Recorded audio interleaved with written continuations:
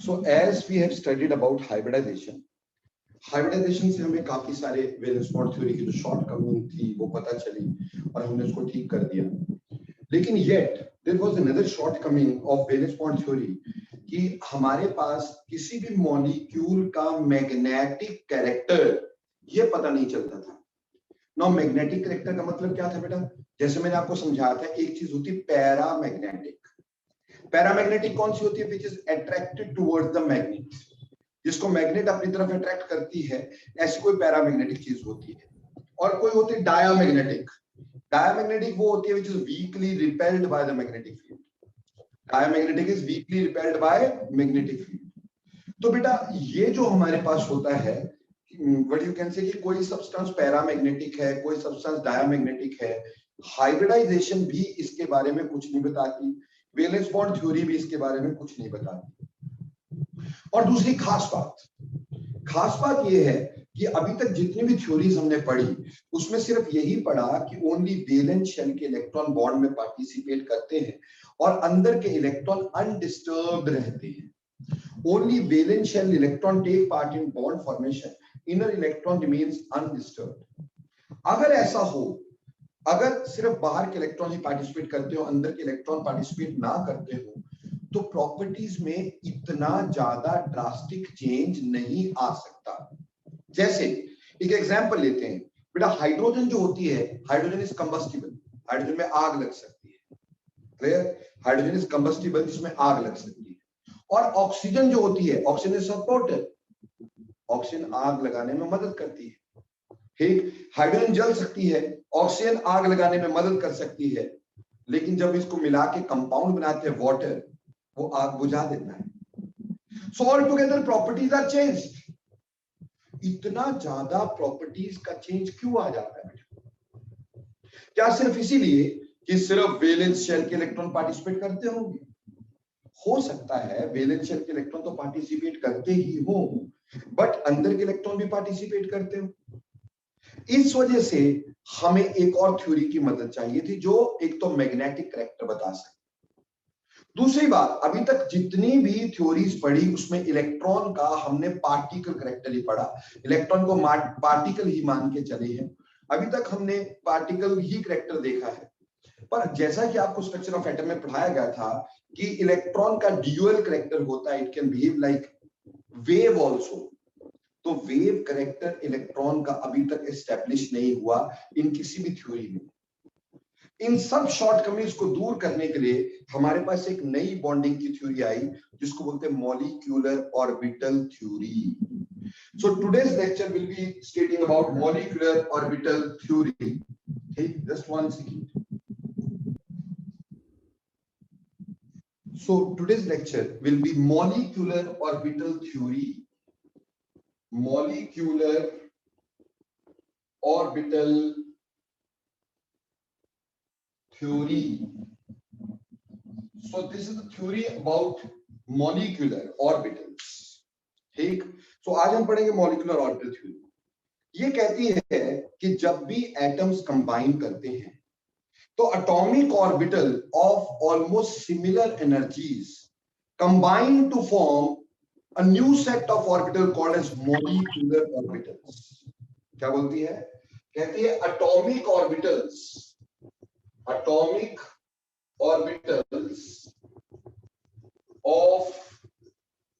almost similar energies combine to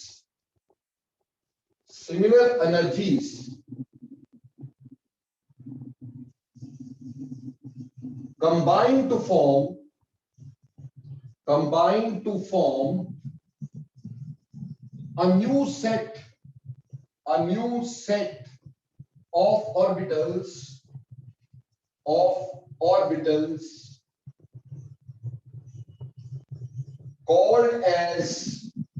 called as molecular orbitals. जो atomic orbital होते हैं किसी भी एटम्स के, जब वो कंबाइन करने लगते हैं, they combine with each other with, you can say, almost similar energies, and they make a set of new orbitals called as molecular orbitals. ये बेटे जो हमारे पास कॉम्बिनेशन होता है एटॉमिक ऑर्बिटल्स का, तो atomic orbitals combine linearly, atomic orbitals combine linearly by LCAO method. ठीक, atomic orbital जो होते हैं they combine linearly by a method called as LCAO method. LCAO method का मतलब क्या है बेटा? बेटा LCAO method का मतलब होता है linear combination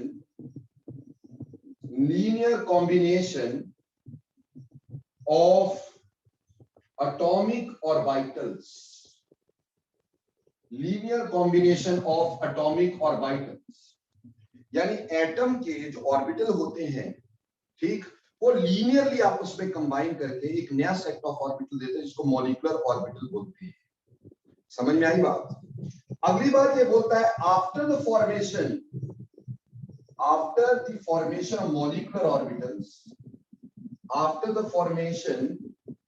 molecular orbitals, after the formation of molecular orbitals,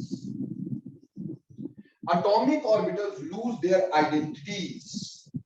Atomic orbitals lose their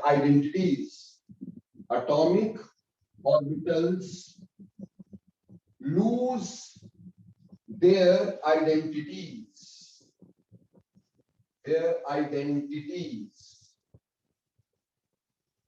ठीक है, after formation of molecular orbital, जो मॉलिक्यूलर ऑर्बिटल बनते हैं बेटा, ठीक, तो एटॉमिक ऑर्बिटल कंबाइन करते हैं, मॉलिक्यूलर ऑर्बिटल बनते हैं, और मॉलिक्यूलर ऑर्बिटल बनते ही एटॉमिक ऑर्बिटल की आइडेंटिटी खत्म हो जाती है, वो मिक्स हो जाते हैं और नए ऑर्बिटल बन जाते हैं। जैसे मान लो रेड और येलो, हमने रेड और मान लो व्हाइट को मिक्स कर दिया, रेड और व्हाइट कलर को मिक्स कर दिया, और वो मिक्स करके एक नया कलर बन गया पिंक। उससे रेड की आइडेंटिटी भी खत्म है, व्हाइट की आइडेंटिटी भी खत्म है, एक नया पे कलर बन गया पिंक। उसी तरह से एटॉमिक ऑर्बिटल्स आपस में कंबाइन करके एक न्यू सेट ऑफ ऑर्बिटल बनाते हैं जिसको मॉलिक्यूलर ऑर्बिटल बोलते हैं, तो उनकी आइडेंटिटी खत्म हो जाती है। ठीक है बेटा, जैसे बेटे हमारे पास number of molecular orbitals form, number of molecular orbitals form, number of molecular orbital formed is equal to number of atomic orbital combined. Number of atomic orbitals combining, जितने atomic orbital combine कर रहे हैं उतने ही molecular orbital बनेंगे, जितने atomic orbital combine कर रहे हैं उतने ही molecular orbital बनेंगे। For this I just want to explain this. मान लो मेरे पास एक हाइड्रोजन ये है, this is one hydrogen, and what is the configuration for hydrogen बच्चे? हाइड्रोजन की configuration हम जानते हैं हमेशा से 1s1 होती है, ठीक, this is one hydrogen and this is another hydrogen भी है, ये एक दूसरी हाइड्रोजन है, ठीक है जी, और इसकी भी configuration 1s1 है। अब ये आपस में करेंगे कंबाइन बेटा, ठीक, इसमें भी एक इलेक्ट्रॉन है, इसमें भी एक इलेक्ट्रॉन है, and they will combine to give two new molecular orbitals. दो तरह के नए molecular orbital बनेंगे, एक ये बन गया और एक ये बन गया। अब ये जो बीच में बना रहा हूं ये हाइड्रोजन के molecular orbital होते हैं, जो बीच में बना रहा हूं ये हाइड्रोजन के molecular orbital हुआ करते हैं। जब हमारे पास हाइड्रोजन के molecular orbital बन गए बेटा तो इनकी आइडेंटिटीज खत्म हो गई है, मिक्स होके ये बन गए हैं, ठीक है। अब S और S में कौन सा बॉन्ड बनता है? सिग्मा, तो इसका नाम हम रख दिए सिग्मा 1s और इसका नाम रख दिए सिग्मा स्टार 1s।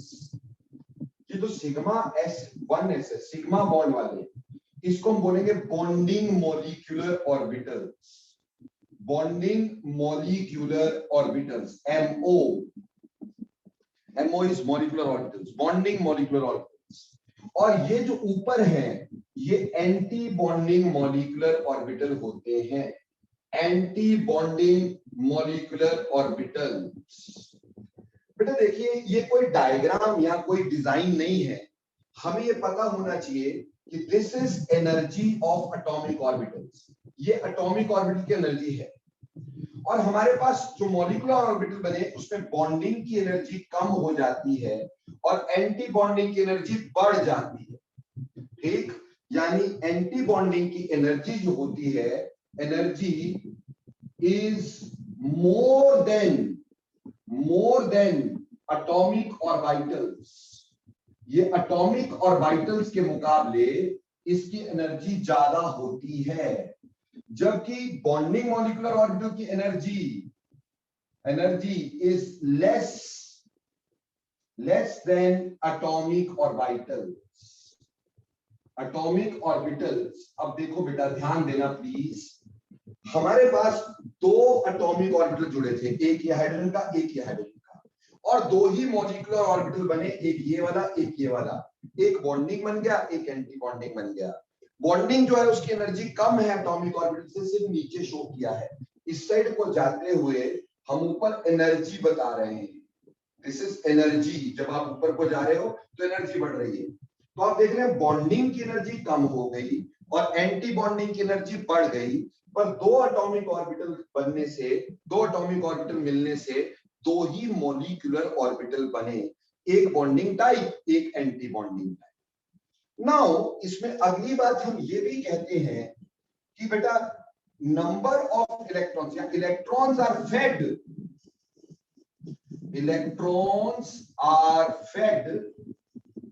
इन molecular orbitals, ठीक, electrons are fed in molecular orbitals by the same rules governing electronic configurations, governing electronic configurations। जो इलेक्ट्रॉनिक कॉन्फ़िगरेशंस हैं बेटा, उसके जो रूल हुआ करते थे वही रूल यहां पे लगेंगे, जैसे ऑफ वाउ प्रिंसिपल, जैसे कि Hund's rule, Pauli's principle and Hund's rule, वही वाले रूल लगेंगे बेटा, जो रूल हम एटॉमिक ऑर्बिटल में करते थे वही रूल लगेंगे और वैसे ही हम इसको भरेंगे। जैसे यहाँ पे एक हाइड्रोजन का इलेक्ट्रॉन यहाँ आया, एक हाइड्रोजन का इलेक्ट्रॉन यहाँ आया, तो कितने टोटल इलेक्ट्रॉन हो गए? 2 इलेक्ट्रॉन। अब 2 इलेक्ट्रॉन जब हम भरेंगे तो ऑपो प्रिंसिपल कहता है सबसे पहले लोअर एनर्जी में भरेंगे। लोअर एनर्जी किसकी है? सिग्मा 1 इसकी। तो बेटा इसमें भरेंगे इलेक्ट्रॉन और पहले इसी में, जब इसमें भर जाएंगे फिर अगले वाले में भरेंगे, फिर उसमें भर जाएंगे तो energy increasing order of energy में भरेंगे, जैसे कि अबोव प्रिंसिपल कहता था। और पॉली एक्सक्लूजन प्रिंसिपल कहता था कि एक ऑर्बिटल में दोनों इलेक्ट्रॉन की स्पिन अलग अलग होनी चाहिए, तो दोनों इलेक्ट्रॉन की स्पिन अलग अलग है। और हुंस रूल कहता था अगर सेम एनर्जी वाले ऑर्बिटल हुए तो पहले सिंगली भरना फिर पेयरिंग स्टार्ट करना, यानी रूल्स वही रहेंगे। ये थ्योरी जो समझाई मैंने अभी तक सिर्फ इतना समझाया आपको कि होता क्या है कि एटॉमिक ऑर्बिटल जब एटम क्लोज आते हैं, एटॉमिक ऑर्बिटल आपस में कंबाइन करके एक नया सेट ऑफ ऑर्बिटल बनाते हैं जिनको मॉलिक्यूलर ऑर्बिटल्स बोलते हैं। और ये कंबाइन करते हैं bye linear combination of atomic orbital, यानी लीनियरली आपस में एटॉमिक ऑर्बिटल कंबाइन करके एक नया सेट देते हैं जिसको मॉलिक्यूलर ऑर्बिटल बोलते हैं। मॉलिक्यूलर ऑर्बिटल उतने ही बनेंगे जितने एटॉमिक ऑर्बिटल कंबाइन करेंगे उतने मॉलिक्यूलर ऑर्बिटल बनेंगे। जैसे यहाँ पे 2 कंबाइन किए तो 2 ही मॉलिक्यूलर ऑर्बिटल बने हैं। और इसमें जब हमने इलेक्ट्रॉन भरने हैं तो बेटा वही रूल लगाने हैं जो एटॉमिक ऑर्बिटल्स में लगाए जाते हैं। और मॉलिक्यूलर ऑर्बिटल बनने के बाद एटॉमिक ऑर्बिटल्स की आइडेंटिटी खत्म हो जाती है। बोलो मेरे प्यारे बच्चों, सभी को ये बात समझ में आई अभी तक जो पढ़ाया? Excuse me sir. हाँ जी बेटे बोलो। जस्ट सर ये हाइड्रोजन का एग्जांपल आप एक बार दोबारा से एक्सप्लेन कर दोगे? बेटे आगे बहुत सारा एक्सप्लेन होगा, आगे बहुत सारे बनेंगे ऐसे डायग्राम्स।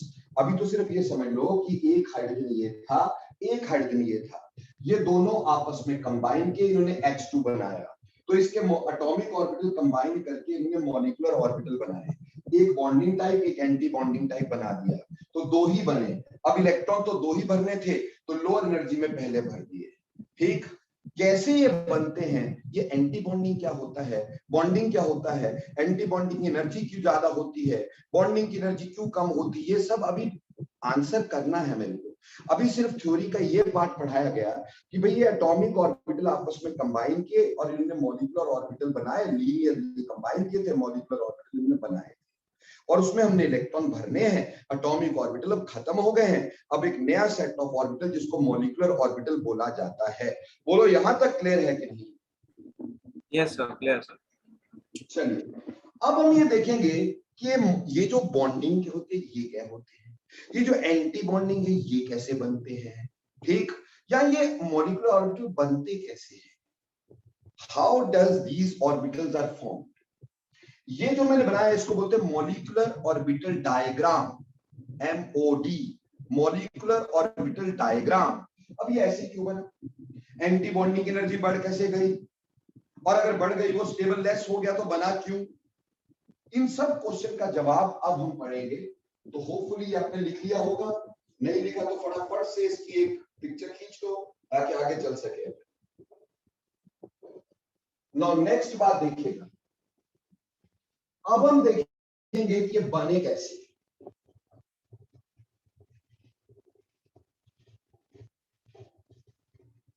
अब हम ये देखेंगे कि ये बने कैसे, how do they are form.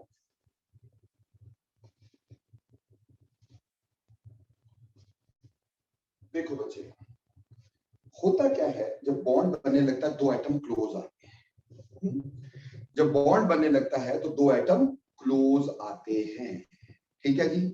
जब वो क्लोज आएंगे तो उनके पड़े इलेक्ट्रॉन्स, उसके ऑर्बिटल्स के अंदर पड़े हुए इलेक्ट्रॉन्स भी क्लोज आएंगे, and electrons are also waves. Electrons are not only particles, they can behave like waves. मान लो ये एक एटम ए था और ये उसके अंदर पड़े हुए इलेक्ट्रॉन की वेव है, this is wave of electron ए, ठीक है जी। जो दो एटॉमिक ऑर्बिटल पास आ रहे थे उसके अंदर इलेक्ट्रॉन पड़े होंगे और ये इलेक्ट्रॉन की वेव है। हमने स्ट्रक्चर ऑफ एटम में पढ़ा था कि वेव का ये जो एम्पलीट्यूड होता है इसको हम बोलते हैं साई, क्या बोलते हैं, Sai, that is probability amplitude of electron wave. ये साई ए है, ये साई ए है।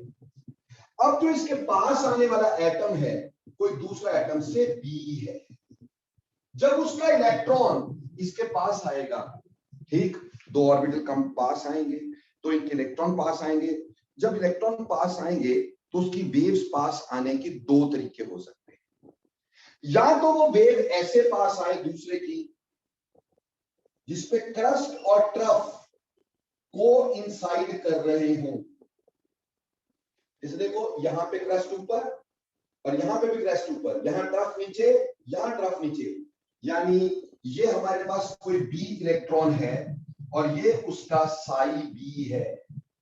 अब ये दो इलेक्ट्रॉन पास आए, इनकी वेव्स जो है वो एक दूसरे के साथ कॉरेस्पॉन्डिंग है, यानी कहने का मतलब क्रेस्ट के ऊपर क्रेस्ट आ रहा है, ट्रफ के ऊपर ट्रफ आ रहा है, यहाँ जिस साइड क्रेस्ट है उस साइड ट्रफ है, इसको बोलते हैं इन फेज वेव्स। क्या बोलते हैं, इन फेज वेव्स।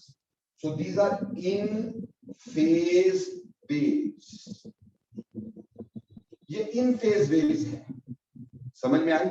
और ऐसा भी तो हो सकता है कि अगर हमारे पास एक एटम ऐसा हो और उसका इलेक्ट्रॉन यू हो, ये इलेक्ट्रॉन की वेव है, ठीक है जी, और ऑब्वियसली ये उसका साई ए है, ये इलेक्ट्रॉन ए है, ये उसका साई ए है, जो दूसरा इलेक्ट्रॉन उसके पास आ रहा है उसकी वेव इससे ऑपोजिट चल रही हो। आप देख रहे हैं यहाँ पे जहां क्रेस्ट है वहां ट्रफ आ गया, जहां ट्रफ था वहां क्रेस्ट आ गया, ठीक, ऑपोजिट चली हुई है वेव। ऐसा भी हो सकता है कि ये दोनों वेव्स ऑपोजिट हो, तो इसको बोलेंगे आउट ऑफ फेज वेव। इसको बोलेंगे आउट ऑफ फेज वेव्स। समझ में आई? तो जब दो इलेक्ट्रॉन पास आए, उनकी इलेक्ट्रॉन वेव्स पास आई, तो वो दो तरीके से पास आ सकती हैं। या तो इन फेज पास आ सकती है या आउट फेज पास आ सकती हैं। इन फेज का मतलब होता है कि crest and trough are coinciding, crest और ट्रफ कोइंसाइड कर रहे हैं। और अगर out of phase, crest and trough are not coinciding, they are opposite to each other. अब जब वेव्स होती ना, वेव की कैरेक्टरिस्टिक होती है लेकिन इंटरफेयर, इंटरफेयर यानी एक दूसरे के एरिया में आ सकती है।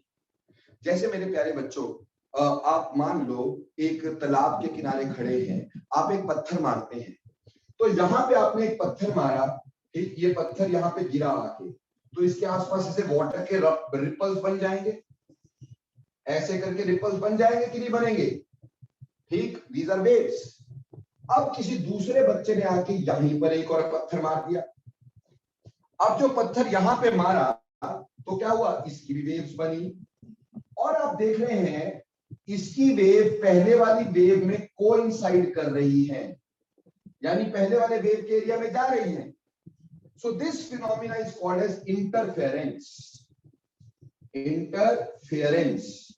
जो वेव्स होती हैं वो आपस में इंटरफेयर कर सकती हैं, पर पार्टिकल कभी भी आपस में इंटरफेयर नहीं कर सकते। अगर मैं वेव होता तो तुम्हारे बीच में से निकल के जा सकता था, ठीक है, क्योंकि वेव्स इंटरफेयर कर सकती हैं, तो एक के एरिया में दूसरी आ सकती है। लेकिन मैं पार्टिकल हूं तो मैं तुम्हारे अंदर से नहीं गुजर सकता। समझ में आई? तो वेव की कैरेक्टरिस्टिक होती है इंटरफेरेंस। बोलो इंटरफेरेंस समझ में आई कि नहीं आई? क्योंकि आगे कहानी इंटरफेरेंस पे है। ओके, अब हुआ क्या कि जब ये वेव्स पास आई, जब ये वेव्स पास आई, तो इनमें इंटरफेरेंस हुई, इनमें आपस में इंटरफेरेंस हुई। और इंटरफेरेंस से क्या हुआ, अगर ये वेव इन फेज पास आती हैं, अगर ये वेव्स इन फेज पास आती हैं, तो क्रस्ट और ट्रफ कोइंसाइड करेंगे, जिससे वेव और स्ट्रॉन्ग बन जाएगी, यानी वेव का एम्पलीट्यूड बढ़ जाएगा, ये और स्ट्रॉन्ग बन जाएगी। ऐसा होता है कि नहीं? अगर आप रस्सी को यूं धक्का मारते हैं, लगातार धक्का मारते रहेंगे, वेव्स और बड़ी बड़ी बड़ी बड़ी बनती जाएंगी, है ना भाई? क्यों? क्योंकि वेव एक दूसरे को पावर देती जाएंगी, यानी वो एक दूसरे का इंटरफेयर करती जाएंगी, इन फेज से इंटरफेयर करेंगी, तो उसका एम्पलीट्यूड धीरे धीरे बढ़ता चला जाएगा। तो इस तरह की इंटरफेरेंस को बोलते हैं constructive interference. Constructive interference, constructive interference. तो जब वेव्स इन फेज पास आती हैं, जब वेव्स इन फेज पास आती है और उनमें इंटरफेरेंस होती है, तो उसका एम्पलीट्यूड बढ़ जाता है, उसको हम कंस्ट्रक्टिव इंटरफेरेंस का नाम देते हैं। और अब ये जो हमारे पास एम्पलीट्यूड हो गया, अब ये वेव बन गई है मॉलिक्यूलर ऑर्बिटल की, ठीक? तो इसको साई ऑफ मॉलिक्यूलर ऑर्बिटल बोल देंगे। पहले साई किसका था? एटॉमिक ऑर्बिटल्स का। यहां पे साई किसका था? एटॉमिक ऑर्बिटल्स का। अब ये दोनों इलेक्ट्रॉन्स की वेव जो है वो कंस्ट्रक्टिवली इंटरफेरेंस में चले गई, उससे हमारे पास बन गया मॉलिक्यूलर ऑर्बिटल। और साई ऑफ मॉलिक्यूलर ऑर्बिटल हमने ये देखा, वेव कंस्ट्रक्ट हो गई।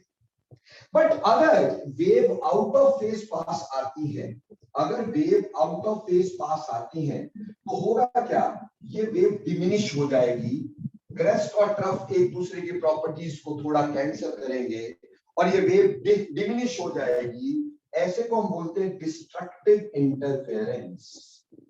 डिस्ट्रक्टिव इंटरफेरेंस,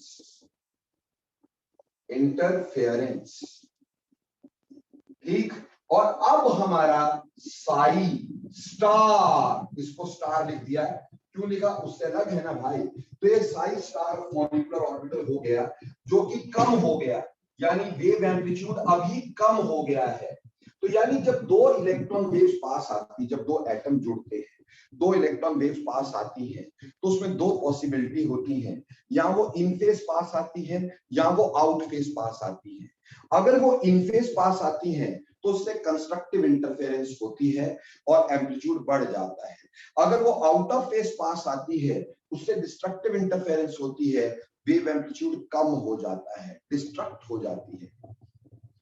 अब कंस्ट्रक्टिव इंटरफेरेंस में क्या होता है कि ये जो दोनों वेव फंक्शन है ये आपस में एड ऑन हो जाते हैं, यानी अगर कंस्ट्रक्टिव इंटरफेरेंस हुई तो एडिशन ऑफ वेव फंक्शन होगी, एडिशन ऑफ वेव फंक्शंस होगी। अगर कंस्ट्रक्टिव इंटरफेरेंस हुई तो वेव फंक्शन की एडिशन होगी, यानी अगर आपको ऐसे में साई ऑफ मॉलिक्यूलर ऑर्बिटल निकालना होगा तो वो साई ए प्लस साई बी के बराबर होगा, यानी यहाँ पे वेव फंक्शंस की क्या हो गई, एडिशन हो गई। वहीं पर अगर डिस्ट्रक्टिव इंटरफेरेंस हुई तो वेव फंक्शन की सबट्रैक्शन हो जाती है, subtraction of wave functions, wave function की सबट्रैक्शन हो जाती है अगर डिस्ट्रक्टिव इंटरफेरेंस होती है। यानी ऐसे में Sai star of molecular orbital निकालना होगा तो साई ए माइनस साई बी हो जाएगा। तो पहले से शुरू करते हैं। हमने बोला जब दो इलेक्ट्रॉन वेव्स पास आती हैं तो उसकी दो पॉसिबिलिटी होती हैं, या तो वो इन फेज पास आए या वो आउट फेज पास आए। अगर वो इन फेज पास आती हैं तो उसमें कंस्ट्रक्टिव इंटरफेरेंस होती है, और अगर वो आउट फेज पास आती हैं उसमें डिस्ट्रक्टिव इंटरफेरेंस होती है। कंस्ट्रक्टिव इंटरफेरेंस से वेव फंक्शन में एडिशन होती है और डिस्ट्रक्टिव इंटरफेरेंस से वेव फंक्शन की सबट्रैक्शन होती है।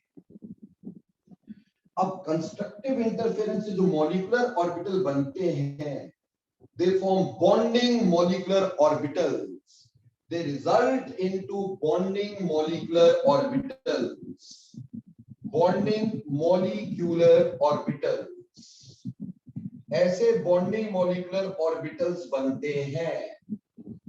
ठीक है जी। तो जब कभी कंस्ट्रक्टिव इंटरफेरेंस होती है, वेव फंक्शन की एडिशन होती है, उससे बॉन्डिंग मॉलिक्यूलर ऑर्बिटल बनते हैं।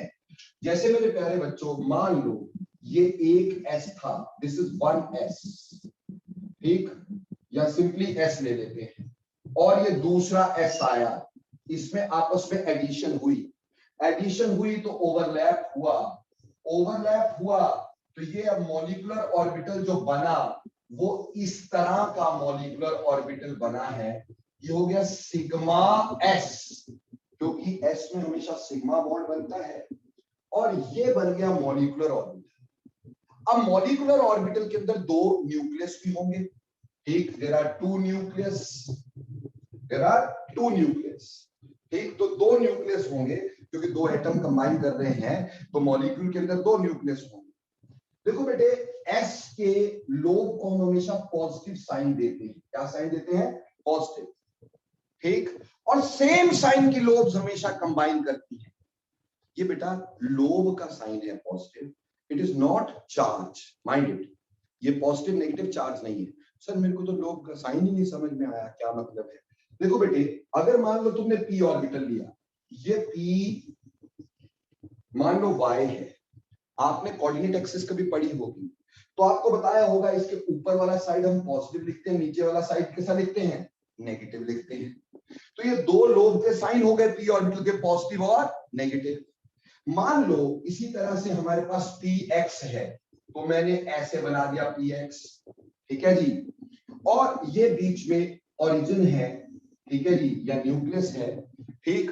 हमें ये पढ़ाया जाता है कोऑर्डिनेट एक्सिस में कि इस साइड वाली पोर्शन नेगेटिव और इस साइड वाली पोर्शन को क्या लेते हैं? Positive. So these are sign of lobes, these are sign of lobes. It does not have anything to do with charge. Charge का कोई मतलब नहीं है, ये सिर्फ कोऑर्डिनेट एक्सिस के अकॉर्डिंगली हमने लोब्स के साइन दिए। मैं यहाँ क्लियर कर देना चाहूंगा कि वेव मैकेनिक्स में हम कोऑर्डिनेट एक्सिस ना लेकर के एक स्पेशल चीज लेते हैं, पोलर एक्सिस। वो तुम्हें पढ़ना नहीं है पोलर एक्सिस क्या होता है, सिर्फ एक मेंशन कर दिया कि कल को अगर तुम्हें कोई बोले कोऑर्डिनेट एक्सिस तो लेते ही नहीं, तो बोले हमारे सर ने बता दिया था, इसमें लेते क्या, पोलर एक्सिस। पोलर एक्सिस में, कोऑर्डिनेट एक्सिस में तो हम x axis, y axis, z axis ऐसे 3 कोऑर्डिनेट लेते हैं। पोलर एक्सिस में क्या होता है, हम प्लेन्स भी लेते हैं, z y plane, x y plane, ऐसा प्लेन भी लिया करते हैं।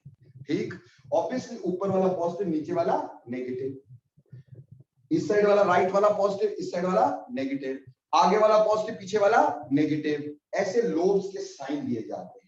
और सेम साइन की लोब्स कंबाइन करती हैं तभी बॉन्डिंग मॉलिक्यूलर ऑर्बिटल बनता है। एस को हम बाय कन्वेंशन ही सिर्फ पॉजिटिव साइन देते हैं, उसमें नेगेटिव साइन देते ही नहीं। एस को बाय कन्वेंशन ही हम सिर्फ पॉजिटिव साइन देते हैं, नेगेटिव साइन नहीं देते। ठीक, क्लियर। अब मान लो ये तो हमने दिखाया कि S और S आपस में ओवरलैप किए। सर अगर P और P ओवरलैप करते तो कैसे करते सर? देखो बेटा, मान लो ये P है 1,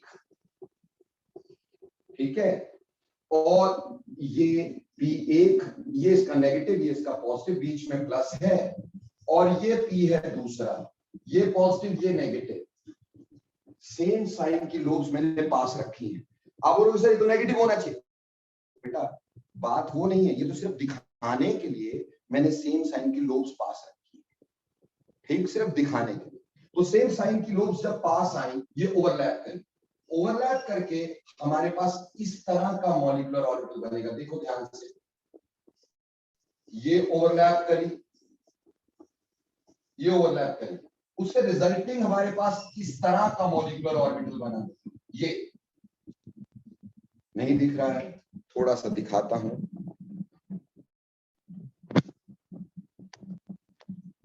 बोलो दिखा बेटा? ठीक, अब इसमें इस साइड से नेगेटिव लोब, ठीक, यहां पे भी ये नेगेटिव लोब और पॉजिटिव आपस में कंबाइन कर रही है। ये P और P कंबाइन किए थे, और कैसे, एंड टू एंड कंबाइन किए हैं, end to end. So this give rise to sigma P, end to end sigma बनता है। तो सिग्मा P ऑर्बिटल ऐसा दिखाई देता है, सिग्मा P मॉलिक्यूलर ऑर्बिटल ऐसा दिखाई देता है। अब P तो साइड वाइज भी कर सकता है, तो अगर साइड वाइज करता तो कैसे करता?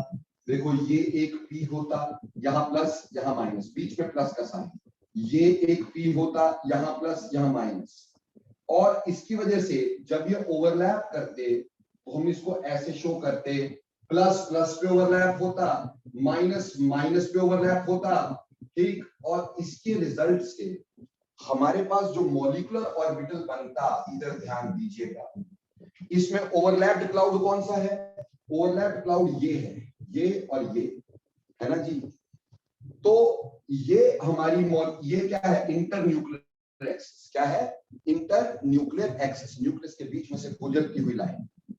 इसमें क्लाउड एक ऊपर आ गया, ये पॉजिटिव वाला, एक क्लाउड नीचे आ गया, नेगेटिव वाला।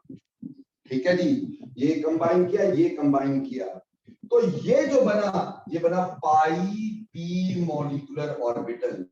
ये पाई पी की शेप हो गई। इसमें 2 जगह प्रोबेबिलिटी है फाइंड करने की इलेक्ट्रॉन की, या तो ऊपर या नीचे। ठीक, ये पाई मॉलिक्यूलर ऑर्बिटल हो गया। तो देखो बेटे, पाई मॉलिक्यूलर ऑर्बिटल में प्रोबेबिलिटी यहां, प्रोबेबिलिटी यहां, और ये जो मॉलिक्यूलर प्लेन है, दिस इंटर न्यूक्लियर एक्सिस को क्या बोलेंगे? Molecular plane. मॉलिक्यूलर प्लेन में कोई प्रोबेबिलिटी है? नहीं है, तो इसको हमने नोड बोल दिया। क्या बोल दिया? नोड। इसलिए कभी भी पूछते हैं कि पाई ऑर्बिटल्स में नोड कहां होता है, तो कह देना है कि node at molecular plane, node at molecular plane. तो बेटा जी जरा एक बात समझिएगा, एक हमने ये कहा कि जब 2 एटम पास आते हैं, ठीक, उनके एटॉमिक ऑर्बिटल पास आते हैं, उसमें बड़ी इलेक्ट्रॉन वेव्स पास आती हैं, तो इलेक्ट्रॉन वेव अगर इन फेज पास आती हैं तो उसमें कंस्ट्रक्टिव इंटरफेरेंस होता है। कंस्ट्रक्टिव इंटरफेरेंस से वेव फंक्शन में एडिशन होती है, और उसकी वजह से जो मॉलिक्यूलर ऑर्बिटल बनते हैं वो बॉन्डिंग मॉलिक्यूलर ऑर्बिटल बनते हैं, जिसमें सेम साइन की लोब्स कंबाइन करती हैं। ठीक, ये कुछ एक की शेप मैंने बताई, बाकियों की शेप पे बताऊंगा मैं बाद में, सारी तरह के ओवरलैप समझाऊंगा तुम्हें कि अगर P से D जुड़ा तो कैसे जुड़ेगा, D से D जुड़ा तो कैसे जुड़ेगा, वो सारा बताऊंगा। This is just one or two example just to discuss. ठीक, इसी तरह से जब सब्ट्रैक्शन होगी, सब्ट्रैक्शन से हमारे पास बनते हैं anti bonding molecular orbital. Subtraction leads to anti bonding molecular orbitals, anti bonding molecular orbitals. Subtraction से एंटी बॉन्डिंग मॉलिक्यूलर ऑर्बिटल्स की फॉर्मेशन होती है। ठीक, अब ये कैसे होते हैं सर, वो भी दिखा दो। देखो भैया, ये मेरे पास S है और S प्लस का साइन होता है, पर बीच में माइनस, क्यों, अभी वेव फंक्शन की सब्ट्रैक्शन होनी है। ठीक, और ये प्लस है। अब बेटा ये मैथमेटिकल ऑपरेशन लगना है, प्लस माइनस क्या हो जाएगा, माइनस, यानी पिछले वाली लोग, ये वाली लोग कैसी हो जाएगी, माइनस, प्लस माइनस माइनस, आगे वाली plus, and this leads to a cloud like this. This is plus part and this is minus part, क्योंकि सेम साइन की लोब्स कंबाइन करती, ऑपोजिट साइन की कंबाइन नहीं करती है। यहाँ पे माइनस और प्लस माइनस हो गया, ऑपोजिट हो गया, तो ये कंबाइन नहीं करेगी, इसलिए बीच में ये एक नोड बन जाएगा, यानी एंटी बॉन्डिंग मॉलिक्यूलर ऑर्बिटल में एक नोड बन जाता है एक्स्ट्रा। जो पहले से नोड होगा वो तो होगा ही, लेकिन एक एक्स्ट्रा नोड बन जाता है। समझ में आई? और ये जो शक्ल है ये सिग्मा स्टार एस, यानी एंटी बॉन्डिंग एस ऑर्बिटल की ऐसी शक्ल होगी, एंटी बॉन्डिंग एस ऑर्बिटल की ऐसी शक्ल होगी। पी की कैसी होगी, एक पी ये है, यहां पॉजिटिव यहां नेगेटिव, बीच में साइन नेगेटिव, क्यों, यहां सब्ट्रैक्शन है, तो ये दूसरा पी है, ये पॉजिटिव ये नेगेटिव। अब बेटा मैथमेटिकल ऑपरेशन वैसे ही रहना है, minus into plus minus, minus into minus that is minus, minus into minus that is plus. तो ये आपस में कंबाइन ना करके ये ऐसे बनेगा, देखो ध्यान से,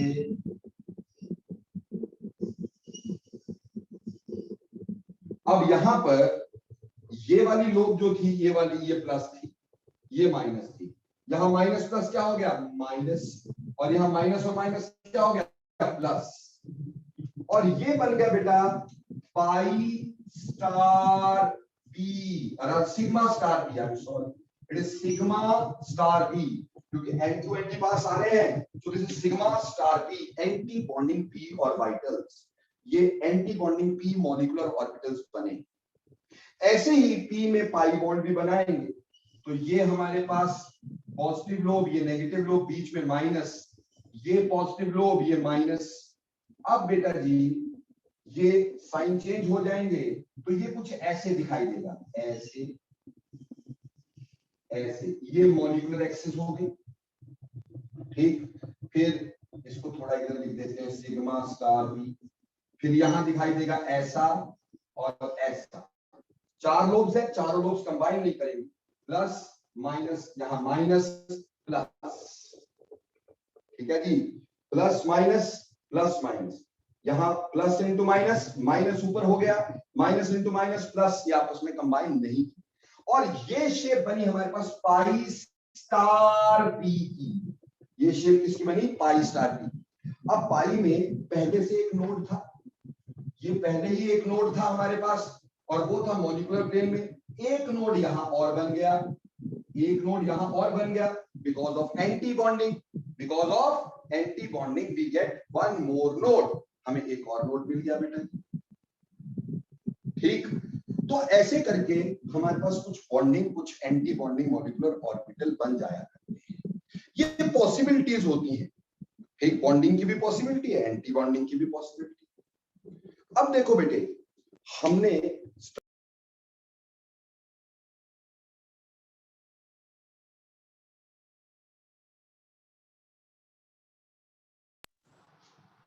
स्ट्रक्चर ऑफ एटम में एक चीज पढ़ी थी कि साई की कोई फिजिकल सिग्निफिकेंस नहीं होती।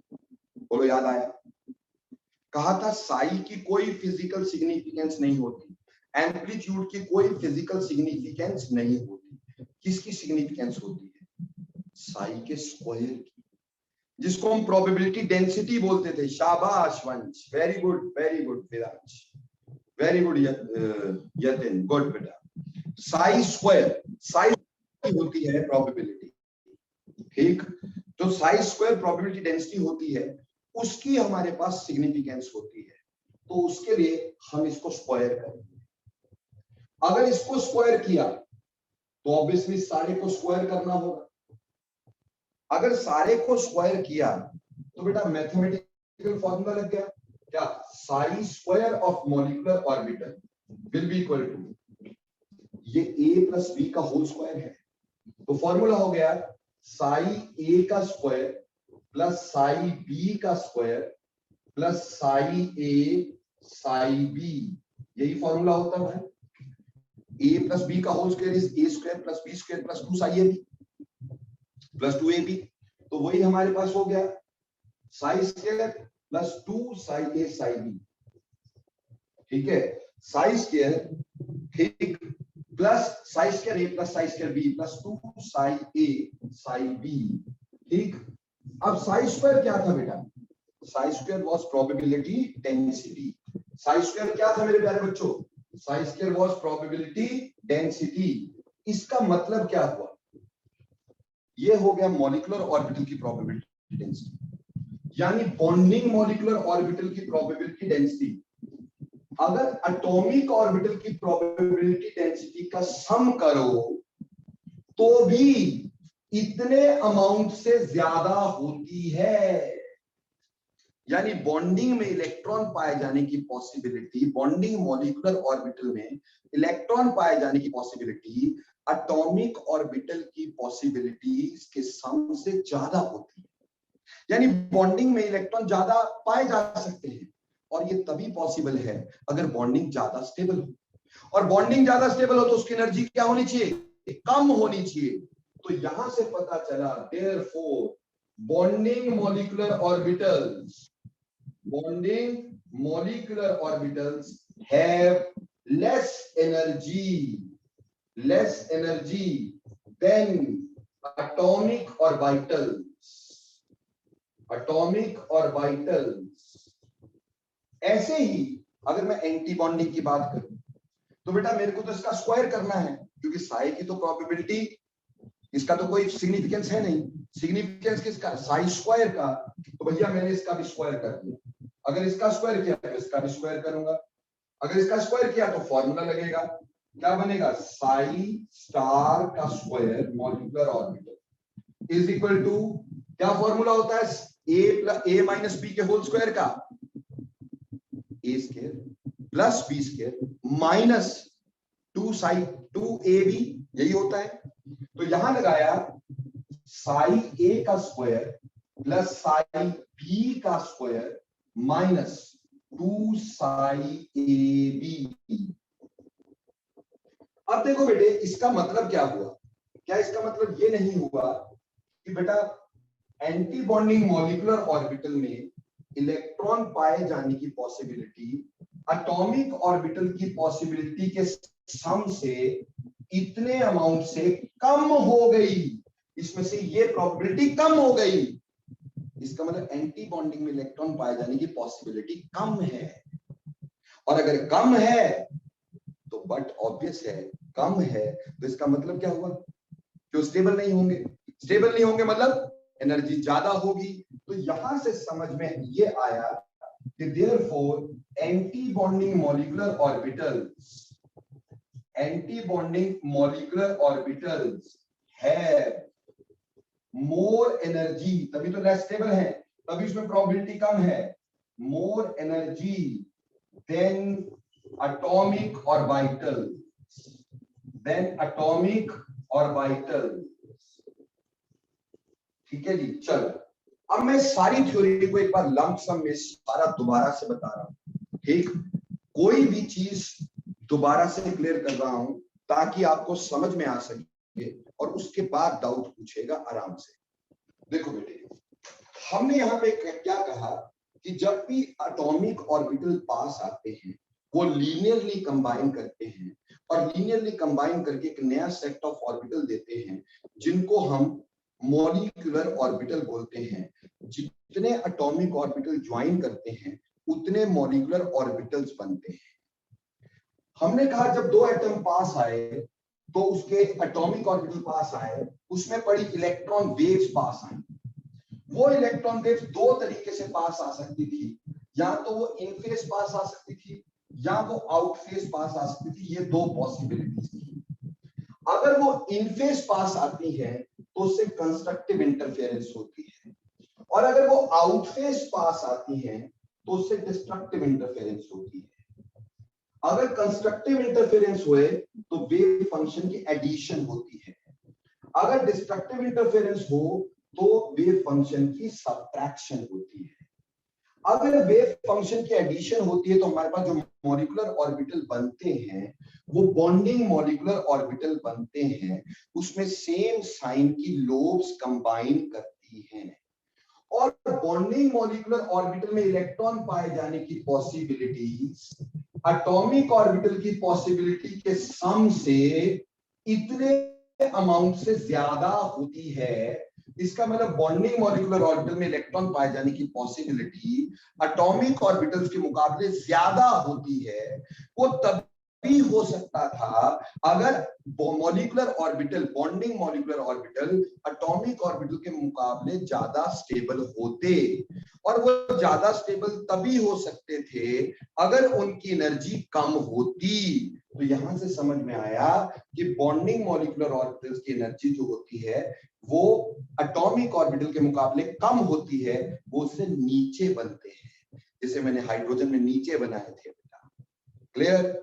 ऑन द अदर हैंड जब हम यहां पे बात करते हैं तो यहां क्या होता है, जब ये आउट ऑफ फेज पास आती है इसमें डिस्ट्रक्टिव इंटरफेरेंस होती है, वेव फंक्शन की सब्ट्रैक्शन होती है, उससे एंटी बॉन्डिंग मॉलिक्यूलर ऑर्बिटल बनते हैं। एंटी बॉन्डिंग में डिफरेंट साइन की लोब्स सामने आ जाती हैं, इसलिए वो कंबाइन ना करके बीच में एक एक्स्ट्रा नोड दे देती हैं। वो कंबाइन ना करके बीच में एक एक्स्ट्रा नोड दे देती है, ऐसी शेप्स बन जाती हैं मॉलिक्यूलर ऑर्बिटल की। और एंटी बॉन्डिंग मॉलिक्यूलर ऑर्बिटल में इलेक्ट्रॉन पाए जाने की पॉसिबिलिटीज एटॉमिक ऑर्बिटल्स की पॉसिबिलिटी के सम से इतने अमाउंट से कम है, इतने अमाउंट से लेस है। इसका मतलब एंटी बॉन्डिंग में इलेक्ट्रॉन पाए जाने की पॉसिबिलिटीज कम हैं, और वो कम तभी हो सकती हैं अगर एंटी बॉन्डिंग जो हो वो लेस स्टेबल हो। और एंटी बॉन्डिंग लेस स्टेबल क्यों हो सकता है? क्योंकि उसकी एनर्जी ज्यादा होती होगी, इसलिए एंटी बॉन्डिंग की एनर्जी ज्यादा होती है और वो एटॉमिक ऑर्बिटल से ऊपर बनते हैं। अपना स्ट्रक्चर देखो हाइड्रोजन का, बॉन्डिंग नीचे बनाया गया, एंटी बॉन्डिंग ऊपर बनाया गया। बोलो बच्चे, समझ में आया कि पिछला भी चला गया?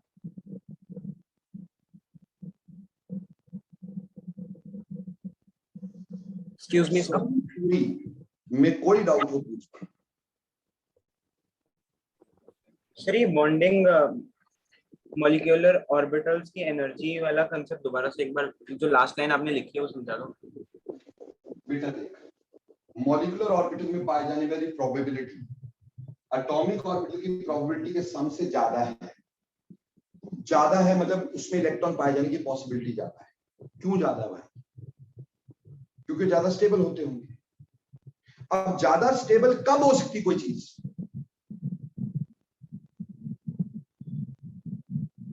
जिसकी एनर्जी कम हो।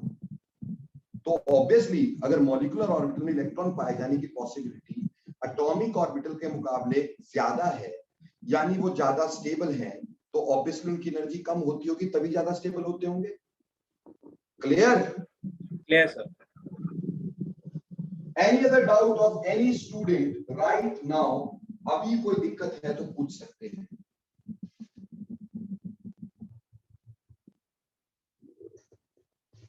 So now we will form molecular orbital diagrams of some species.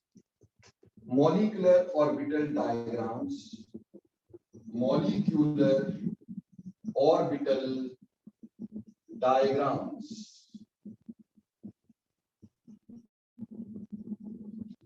सबसे पहले हम सबसे सिंपलेस्ट स्पीशीज पकड़ के उसके मॉलिक्यूलर ऑर्बिटल डायग्राम बनाते हैं ताकि हमें समझ में आए। मान लो मुझे एक बनाना है H2 का मॉलिक्यूलर ऑर्बिटल डायग्राम, जो मैंने पहले बना के भी दिखाया था आपको, ये मैं बनाना चाहता हूँ। दूसरा बनाना चाहता हूँ H2 पॉजिटिव का, और तीसरा बनाना चाहता हूँ H2 नेगेटिव का। ये तीन मेरे को मॉलिक्यूलर ऑर्बिटल डायग्राम बनाने हैं। हाइड्रोजन, ठीक है जी, H2 positive and H2 negative, इन तीन के मुझे बनाने हैं मॉलिक्यूलर ऑर्बिटल डायग्राम्स। सी, जब मैं H2 यानी हाइड्रोजन का बनाऊंगा तो बेटे मेरे को एक से यहां हाइड्रोजन एटॉमिक ऑर्बिटल लिखनी है और एक यहां हाइड्रोजन का एटॉमिक ऑर्बिटल लिखना है। हाइड्रोजन की कॉन्फ़िगरेशन हम हमेशा से जानते हैं क्या होगी, 1s1। ऐसे ही यहाँ पे इस हाइड्रोजन की भी 1s1, बिल्कुल आमने सामने बनाइएगा क्योंकि इनकी एनर्जी बराबर है, इन दोनों की एनर्जी बराबर है। अब जब ये कंबाइन किए होंगे तो कंबाइन करके बेटा जी ये हमारे पास बना bonding molecular orbital sigma 1s। Bonding molecular orbital कौन सा बन गया, सिग्मा 1s। तो बीच में मैं H2 का मॉलिक्यूलर ऑर्बिटल बना रहा हूं, और दो अगर जुड़े हैं तो बेटा दो ही बनने चाहिए। एक अगर सिग्मा बना है, दूसरा सिग्मा स्टार 1s बनेगा, यानी एक अगर बॉन्डिंग बना है दूसरा एंटी बॉन्डिंग बनेगा। जितना ये यहां से नीचे इसकी एनर्जी हुई है उतनी एनर्जी यहां से इसकी ऊपर भी हो जाएगी, ठीक। जितनी एनर्जी नीचे आई बॉन्डिंग की उतनी एंटी बॉन्डिंग की ऊपर चलेगी, ठीक है। अब ये बन गया हमारे पास मॉलिक्यूलर ऑर्बिटल ऑफ H2। अब इसमें इलेक्ट्रॉन कितने भरने हैं, हमारे पास दो इलेक्ट्रॉन थे, एक और दो, तो हमें दो इलेक्ट्रॉन भरने हैं। तो दो electron according to above principle कहां भरेंगे हम, ऑब्वियसली लोअर एनर्जी में ये दो भर दिए गए। इसलिए इस H2 की कॉन्फ़िगरेशन जो हम लिखेंगे वो लिखेंगे सिग्मा 1s में कितने इलेक्ट्रॉन गए, दो, तो ये कॉन्फ़िगरेशन हो गई इसकी सिग्मा 1s2। दो ही इलेक्ट्रॉन थे, दो ही भरने थे हमने, ठीक। ये इसकी कॉन्फ़िगरेशन हो गई और ये H2 का मॉलिक्यूलर ऑर्बिटल डायग्राम हो गया। उम्मीद करता हूं अच्छे से समझ में आ गया, ठीक है जी। अब हम एक दूसरा बनाने की कोशिश करते हैं दोस्तों।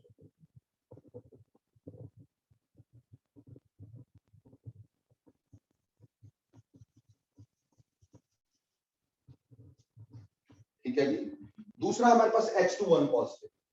अब H2 पॉजिटिव में एक तो होगा हमारे पास H, ये H का एटॉमिक ऑर्बिटल है, और ऑब्वियसली 1 पॉजिटिव है तो एक होगा H पॉजिटिव। H पॉजिटिव ये इसका 1s1 जिसमें एक इलेक्ट्रॉन है। बेटा H1 पॉजिटिव में कितने इलेक्ट्रॉन होंगे बच्चे, 0, बिल्कुल सही, कोई इलेक्ट्रॉन होगा ही नहीं क्योंकि एक था वो चला गया, ये 1s है, 1s 0, एक था चला गया। अब ये दोनों आपस में कंबाइन किए, कंबाइन करके इन्होंने ये नीचे बनाया एक, दैट इज सिग्मा 1s, और ऊपर बनाया दूसरा,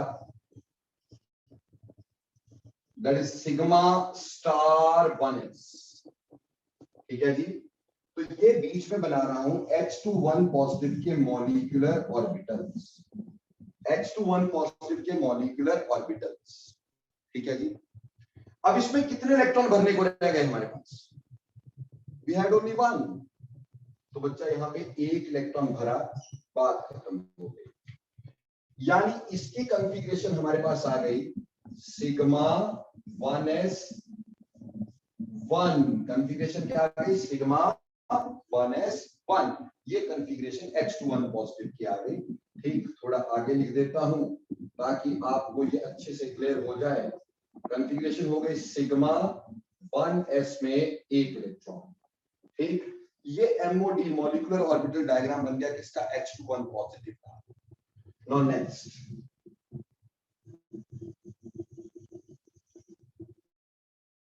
H21 नेगेटिव। अब H21 नेगेटिव की बात करेंगे तो बेटे एक तो यहां पे आएगा पहले H, ये H का एटॉमिक ऑर्बिटल यानी यहां पे 1s1 एक इलेक्ट्रॉन, और दूसरा मेरे पास होगा H1 negative. Obvious negative charge है तो एक H और एक H1 नेगेटिव जुड़ा होगा। अब H1 नेगेटिव जो है, H में कितने इलेक्ट्रॉन थे? एक। H1 नेगेटिव में कितने होंगे? दो। तो यहां दो इलेक्ट्रॉन होंगे, तो इसकी कॉन्फ़िगरेशन होगी 1s2। अब जब ये दोनों कंबाइन किए, लो जी, इसने कंबाइन किया और यहां पे बना दिया सिग्मा 1s, और यहां बना दिया बेटा जी उतना ही ऊपर sigma star 1s, sigma star 1s। Clear जी? समझ में आ रहा है कि नहीं? अब ऑब्वियसली इसमें कितने इलेक्ट्रॉन भरने हमने? 3। How many? 3। तो कैसे भरेंगे? 1 2 3, ये हमारे पास इलेक्ट्रॉन इसमें चले गए 3। तो इसकी कॉन्फ़िगरेशन क्या हुई भाई? H21 नेगेटिव की कॉन्फ़िगरेशन क्या हुई? सिग्मा 1s में 2 इलेक्ट्रॉन और सिग्मा स्टार 1s में 1 इलेक्ट्रॉन। ये कॉन्फ़िगरेशन हो गई H21 पॉजिटिव की, ये कॉन्फ़िगरेशन हो गई H21 पॉजिटिव की। बोलो तीनों मॉलिक्यूलर ऑर्बिटल डायग्राम समझ में आए कि नहीं? यस और नो? जल्दी क्विकली। यस आर्यन बेटा समझ में आ गया? फर्स्ट वाले डायग्राम में आपने रेड लाइन क्यों लगाई है? यार पहले समझना चाहिए था ना, मैंने ये बोला था ये नीचे एनर्जी जाएगी उतनी एनर्जी ऊपर जाएगी। Okay sir, got it sir. So ये तो थे मॉलिक्यूलर ऑर्बिटल डायग्राम जो हमने बनाए। These are molecular orbital diagrams. ठीक है, इससे क्या क्या इंफॉर्मेशन मिली? ठीक, सबसे पहली इंफॉर्मेशन देखो बेटे, हमने मॉलिक्यूलर ऑर्बिटल थ्योरी पढ़ी थी just to explain the magnetic vector of the molecules. बेटा जहां कहीं पे भी इलेक्ट्रॉन अनपेयर्ड होंगे, जहां कहीं पे भी इलेक्ट्रॉन अनपेयर्ड होंगे, वहां समझ लेना पैरामैग्नेटिक होगा, और जहां पेयर्ड स्टेट में होंगे वो डायामैग्नेटिक होगा। क्या बोला? अगर इलेक्ट्रॉन पेयर्ड होते हैं, पेयर्ड इलेक्ट्रॉन्स, तो उसका मतलब डायामैग्नेटिक सब्सटेंस है। और अगर इलेक्ट्रॉन अनपेयर्ड है, unpaired electron, that means this is a paramagnetic substance. This is a paramagnetic substance. Clear हो गया कि नहीं? तो अब मेरे को फटाफट से बताएं इसमें से कौन पैरामैग्नेटिक, कौन डायामैग्नेटिक? हमें ये समझ में आया यहां पेयर्ड इलेक्ट्रॉन है, पेयर्ड है तो ये डाया मैग्नेटिक सब्सटेंस है, पेयर्ड है तो ये डायामैग्नेटिक सब्सटेंस है। यहां अनपेयर्ड इलेक्ट्रॉन्स है बेटा, है ना? एक ही है ना? अनपेयर्ड है तो ये क्या होगा? पैरामैग्नेटिक होगा। So this substance is paramagnetic. On the other hand यहां पे बेटे क्या है हमारे पास? तो एक अनपेयर्ड आ गया ना, तो अनपेयर्ड है तो ये भी पैरामैग्नेटिक हो गया। तो एक बात तो हमें समझ में आई कि डायामैग्नेटिक कैसे देखना है, और दूसरी बात ये समझ में आई पैरामैग्नेटिक कैसे देखना है। अगर पेयर्ड इलेक्ट्रॉन होते हैं, ठीक, तो क्या होगा? डायामैग्नेटिक। अनपेयर्ड होगा तो पैरामैग्नेटिक। एक बात। दूसरी बात, यहां पे हम एक और चीज निकालते हैं, बॉन्ड ऑर्डर। क्या निकालते हैं? Bond order. बेटा बॉन्ड ऑर्डर का मतलब क्या होता है? बेटा बॉन्ड ऑर्डर का एक्चुअल मतलब है कितने बॉन्ड्स हैं, how many bonds are there. Bond order कैसे निकालते हैं? देखो बेटा बॉन्ड ऑर्डर निकाल जाते हैं bonding electrons, bonding electrons minus anti bonding electrons, bonding electrons minus anti bonding electrons divided by 2। क्या कह दिया? Bonding electrons minus anti bonding electron divided by 2। ये बॉन्ड ऑर्डर होता है। जैसे अगर मैं इधर बॉन्ड ऑर्डर निकालना चाहता, अगर मैं इधर बॉन्ड ऑर्डर निकालना चाहता तो क्या होगा बेटा हमारे पास, यहाँ पे बॉन्ड ऑर्डर, बॉन्डिंग इलेक्ट्रॉन कितने हैं यहाँ पे, बॉन्डिंग में कितने इलेक्ट्रॉन हैं, this is bonding BMO, bonding molecular orbital, and this is ABMO, anti bonding molecular orbital.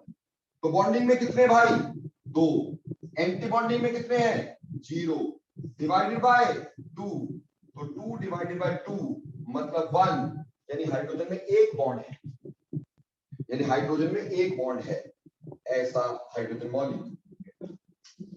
Clear हो गया कि नहीं हो गया भाई?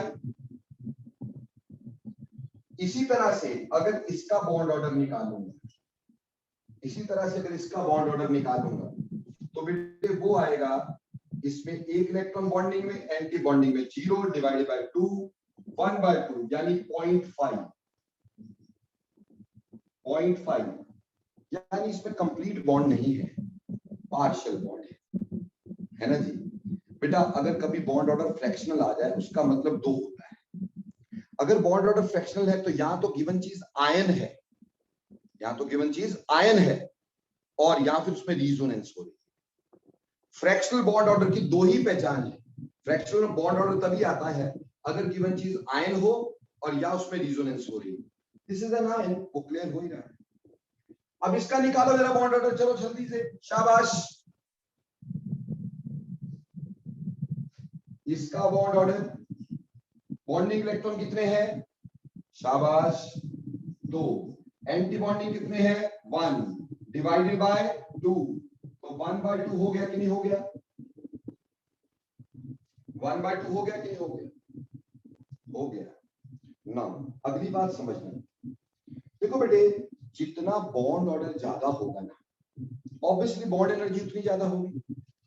More is the bond order, more is the bond energy.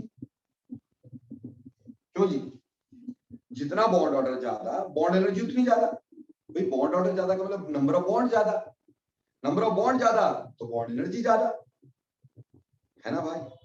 तो अब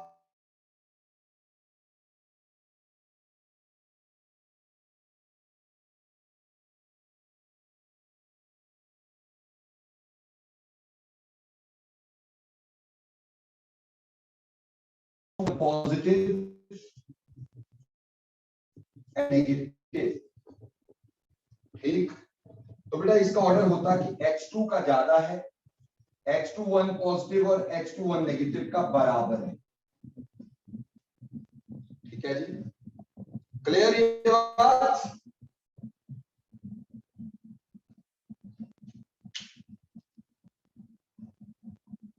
पर अगर मैं बॉन्ड एनर्जी का ऑर्डर लगाता, बॉन्ड एनर्जी का ऑर्डर बेटे अकॉर्डिंगली जो बॉन्ड ऑर्डर का ऑर्डर है वही बॉन्ड एनर्जी का होना चाहिए, पर ऐसा होता नहीं है।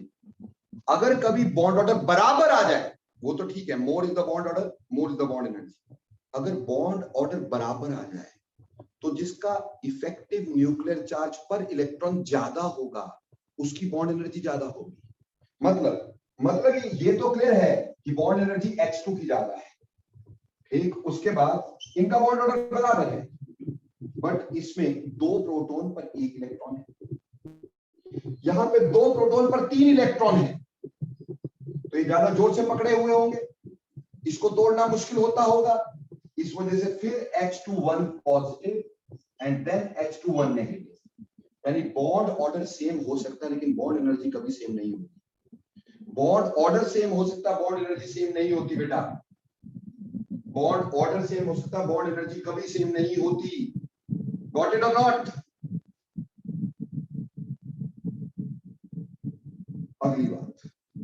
अगली बात ये, जितना ज्यादा बॉन्ड ऑर्डर उतनी कम बॉन्ड लेंथ, यानी bond order is inversely proportional to bond length. Bond order is inversely proportional to bond length. Bond order ज्यादा हुआ तो बेटा मतलब नंबर ऑफ बॉन्ड ज्यादा है तो ज्यादा टाइटली खींचे हुए होंगे, बॉन्ड लेंथ छोटी होगी, ठीक। तो अगर इसमें मेरे को बॉन्ड लेंथ का ऑर्डर लगाना होता तो ऑब्वियसली हमारे पास जिसका बॉन्ड ऑर्डर छोटा है उसकी बॉन्ड लेंथ ज्यादा है, तो बॉन्ड लेंथ इन दो की ज्यादा होनी चाहिए, लेकिन बॉन्ड लेंथ भी बराबर नहीं। पॉजिटिव वाला ज्यादा अट्रैक्टेड होगा, उसकी बॉन्ड लेंथ छोटी होगी। तो इसमें सबसे बड़ी बॉन्ड लेंथ किसकी हो गई? H21 नेगेटिव की, फिर H21 पॉजिटिव की, और सबसे कम किसकी? H2 की, क्योंकि H2 जो था उसका बॉन्ड ऑर्डर ज्यादा था। बॉन्ड ऑर्डर ज्यादा, नंबर ऑफ बॉन्ड ज्यादा, तो बेटा बॉन्ड लेंथ छोटी, इसलिए H2 तो छोटा ही है। पर ये दोनों बराबर थे। अगर बॉन्ड ऑर्डर बराबर हो तो यही तो देखना, न्यूक्लियर चार्ज किसका ज्यादा, उसका बॉन्ड छोटा होगा। बोलो bond length, bond order, bond energy का ऑर्डर समझ में आया तीनों का इसमें? जल्दी बोलो, जल्दी, यस और नो सारे बच्चे क्विकली।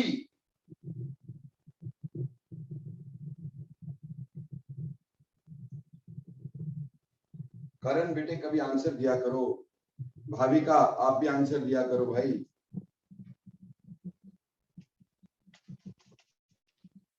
तो उम्मीद करता हूं ये आपको समझ में आया कैसे बॉन्ड ऑर्डर निकालते हैं। अब यहीं पर एक क्वेश्चन और करते हैं, आज का लास्ट क्वेश्चन करेंगे, ये मिटा दीजिए। वो जस्ट जब मैं पूछ रहा हूं कि बता दो बेटा कोई प्रॉब्लम है, तब क्यों नहीं बोल रहे हो? बॉन्ड लेंथ वाला पार्ट लास्ट वाला बता दो। बॉन्ड लेंथ में मैंने आपको ये कहा कि बॉन्ड ऑर्डर बराबर होता है, बॉन्ड लेंथ या बॉन्ड एनर्जी कभी बराबर नहीं होती। ठीक, जिसका बॉन्ड ऑर्डर बड़ा है उसकी बॉन्ड लेंथ छोटी है, तो बॉन्ड ऑर्डर H2 का बड़ा था, उसकी बॉन्ड लेंथ छोटी थी, वो खत्म हो गया। इन दो का बॉन्ड ऑर्डर बराबर था, तो जिसका न्यूक्लियर चार्ज ज्यादा है वो इलेक्ट्रॉन ज्यादा खींचेगा कि नहीं खींचेगा, तो उसका बॉन्ड लेंथ छोटी होगी कि नहीं होगी। तो H नेगेटिव और H21 पॉजिटिव में से किसकी न्यूक्लियर चार्ज ज्यादा होगा? ऑब्वियसली H21 पॉजिटिव का, तो उसका बॉन्ड छोटा होगा, H21 नेगेटिव का बड़ा होगा। यहाँ 3 electrons are held by 2 protons, 1 electron is held by 2 proton, तो कौन ज्यादा पास पकड़ेगा उसको? ऑब्वियसली जहां प्रोटॉन ज्यादा है। अभी बोलो क्लियर हुआ कि नहीं? Clear sir.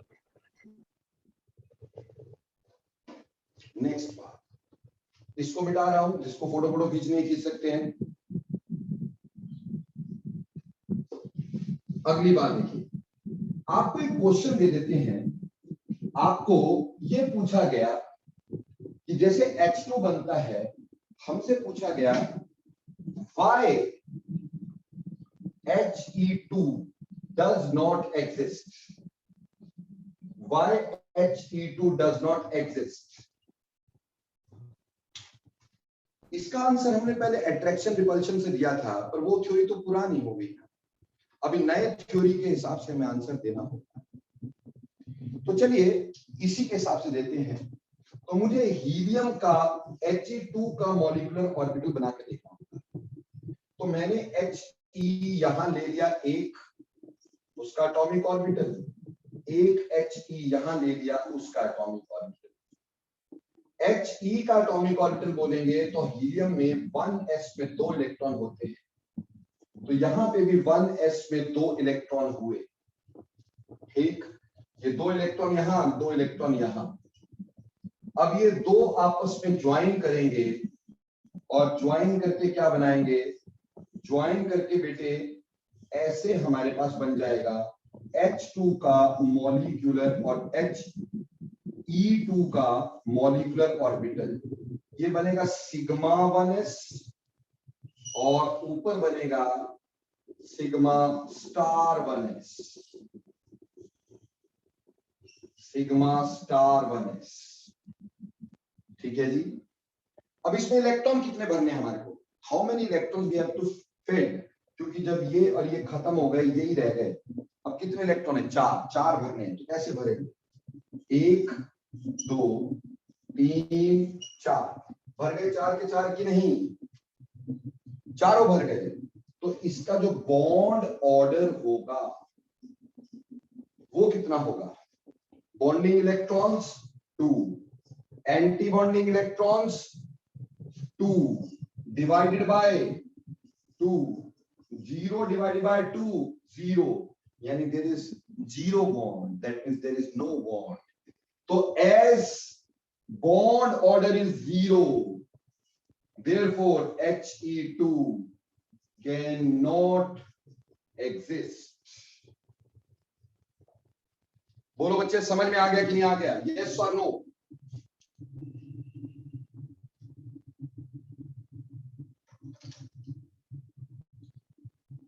अब बेटे इससे आगे का पार्ट अभी खत्म नहीं हुआ, molecular orbital theory. Next time हम बड़े बड़े मॉलिक्यूल्स के मॉलिक्यूलर ऑर्बिटल बना के देखेंगे, लाइक ऑक्सीजन, लाइक नाइट्रोजन, इनके बड़े बड़े ऑर्बिटल्स के मॉलिक्यूलर ऑर्बिटल बना के उनकी प्रॉपर्टीज के बारे में डिस्कस करेंगे, उनके बारे में समझने की कोशिश करेंगे बेटा। क्लियर? ठीक, आज हमने बेसिक थ्योरी के बारे में आपको बताया है। सो अब मिलेंगे नेक्स्ट टाइम।